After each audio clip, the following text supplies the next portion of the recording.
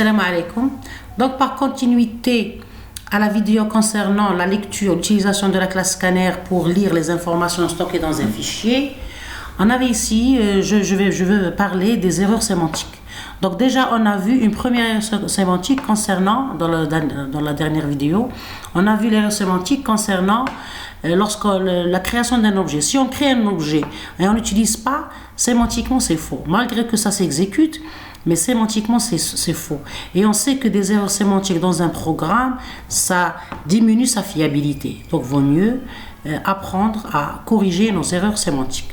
Donc ici je remarque qu'il y a une erreur sémantique qui me dit ressource,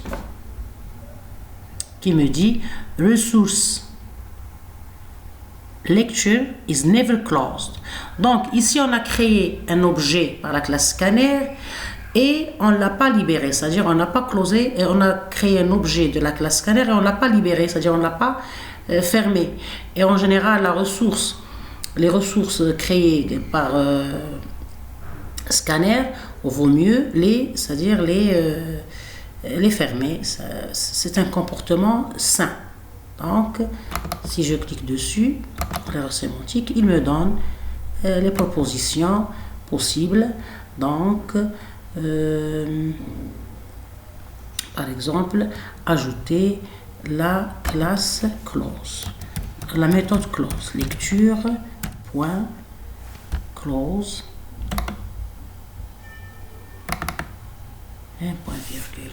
Donc on remarque que notre programme il ne contient aucune erreur sémantique. Donc si on exécute, il va m'afficher le contenu du fichier et ces points de texte qui est c'est-à-dire stocké dans la partition D, parce que ici c'est son chemin d'accès. CLM, on est en train d'apprendre l'utilisation de la classe scanner. Bon courage, c'est le contenu aléatoire de notre fichier. Bien. Aussi on va revoir, c'est-à-dire on va pas utiliser try,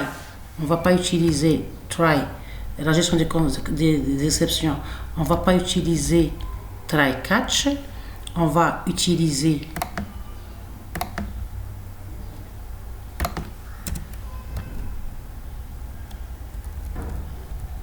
la méthode through.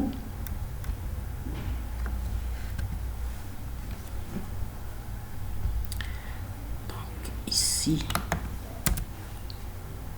bien. Donc on va revoir l'erreur. Donc add through declaration. Donc on a utilisé ici, on va utiliser, c'est-à-dire la gestion des exceptions dans la méthode main. Je vois que c'est mieux pour ne pas, c'est-à-dire alourdir le fichier, c'est-à-dire le programme. Donc j'exécute. Bien. L'exécution elle est bonne. Si par exemple ici on change le nom du fichier, un fichier qui n'existe pas, et c'est un par exemple, on exécute.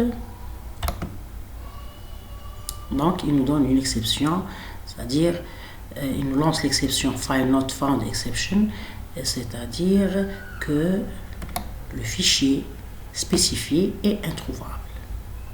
Bien. Donc ici pour vous dire qu'on a deux façons pour pouvoir gérer les exceptions. Et dans de nouvelles vidéos, on va voir comment pouvoir programmer, c'est-à-dire les sorties en cas d'exception, programmer les sorties ici dans notre programme. C'est-à-dire la sortie c'est-à-dire c'est pas le compilateur qui va sortir directement s'il trouve une exception, mais c'est à nous de, par exemple, lancer un message en cas d'erreur. Donc on va le voir dans de nouvelles vidéos. Merci pour votre attention et à la prochaine vidéo.